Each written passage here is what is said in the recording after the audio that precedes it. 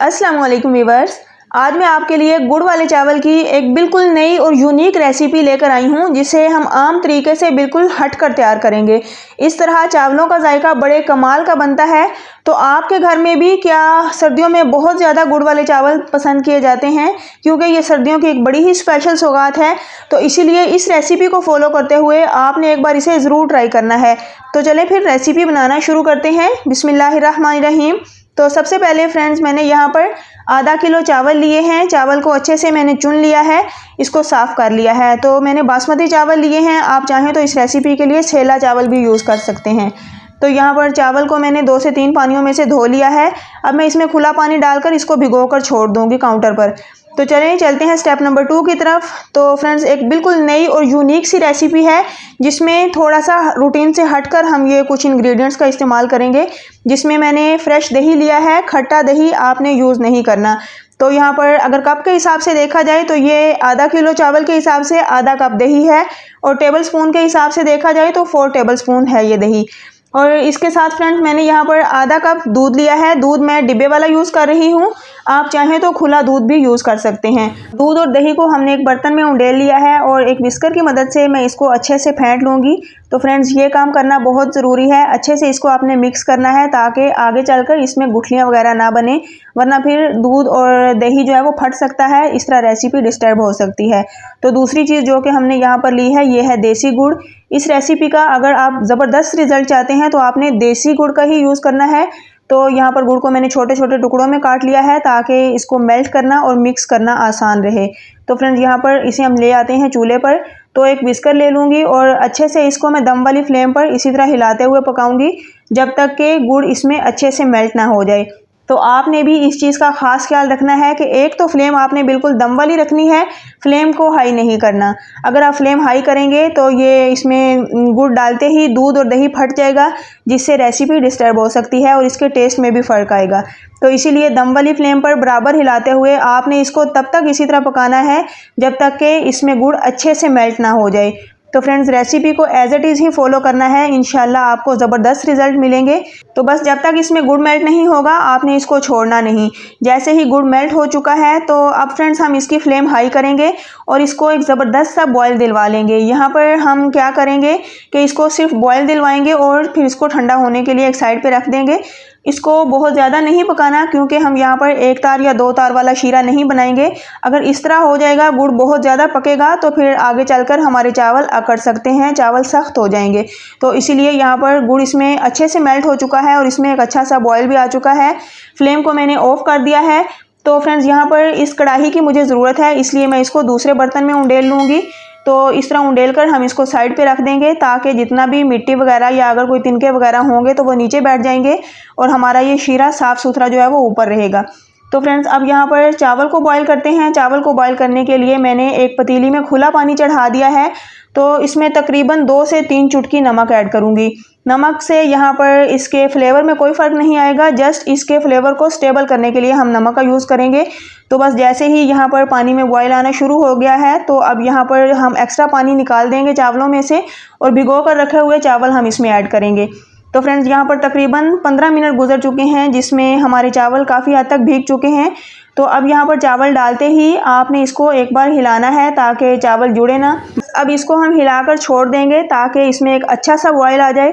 तो तकरीबन 3 से 4 मिनट यहाँ पर हो चुके हैं, और चावल में अच्छा सा बॉयल आ चुका है। तो चावल को आपने फुल नहीं गलाना। मैं यहाँ पर आपको चेक करवाती हूँ कि चावल आपने चेक किस तरह करने हैं। यहाँ पर तकरीबन 4 मिनट मैंने इसको पकाया है। जब आप इसको मैश करेंगे, तो बस ये चावल के 2 से 3 पीस हो जाएंगे। इस तरह जब चावल तैयार हो जाएं, तो समझ लें कि आपके हाफ़ बॉयल हो चुके हैं चावल। और इसके साथ अब जो हमने दूसरी चीज़ ली है, सेवइयाँ, तो ये 1 कप भरकर मैं इसमें ऐड करूँगी। तो आप चाहें तो सेवइयों की मिकदार इसमें ज़्यादा भी रख सकते हैं, जैसा आपकी चॉइस होगी आप उसके अकॉर्डिंग कर सकते हैं। इन चीज़ों की क्वांटिटी आप अपनी चॉइस के अकॉर्डिंग ले सकते हैं। तो मैंने इसमें 1 कप सेवइयों का यूज़ किया है, जिससे इंशाल्लाह जायका भी बड़ा ही कमाल का बनेगा और लुक भी बहुत ज़्यादा ज़बरदस्त आएगी। तो यहाँ पर सेवइयाँ डालने के बाद सिर्फ़ और सिर्फ 2 मिनट मैंने इसको पकाया है। इसको ओवर कुक नहीं करना, क्योंकि फ्रेंड्स चावल हमारे पहले ही आधे डन हो चुके थे।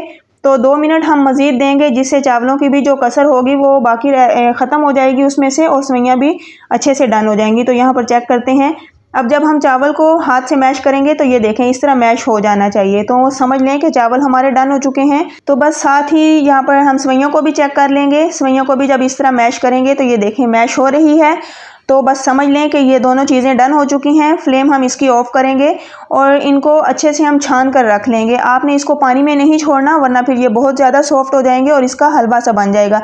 तो ये देखें मैंने चावल को छान लिया है। तो चलते हैं अब स्टेप नंबर 3 की तरफ। तो फ्रेंड्स यहाँ पर मैंने कढ़ाई ली है और यहाँ पर मैं इसमें घी ऐड करूँगी। तो आधा किलो चावल के हिसाब से आधा कप ही घी इसमें परफेक्ट रहेगा। आप चाहें तो देसी घी भी यूज़ कर सकते हैं या फिर अगर पसंद करते हो तो कुकिंग ऑयल भी यूज़ कर सकते हैं। तो यहाँ पर घी को हम अच्छे से पहले मेल्ट कर लेंगे। अब जो इसमें फ्लेवर के लिए हम डालेंगे, सिर्फ और सिर्फ मैं हरी इलायची का यूज़ करूँगी और इसमें आधा चम्मच सौंफ का यूज़ करूँगी, जो कि इस रेसिपी की शान है। ये चीज़ें आपने दोनों लाजमी से यूज़ करनी है। इसके अलावा अगर आप चाहते हो तो आप दालचीनी या फिर इसमें बड़ी इलायची, बादियान वगैरह आप यूज़ कर सकते हैं, लेकिन मैं सिर्फ और सिर्फ सौंफ और इलायची से इनको बनाकर तैयार करूँगी। इंशाल्लाह बड़े ही कमाल का जायका बनेगा और बिल्कुल देगी स्टाइल हमारे ये चावल रेडी होंगे। हल्का सा हमने इसको क्रैकल कर लिया है।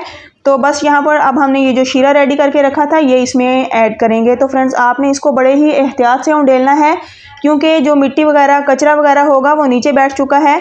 तो आपने इसको हिलाना नहीं, बस हल्के हाथ से इसको पकड़ना है और एक ही सिमत में इसको उंडेलते जाना है।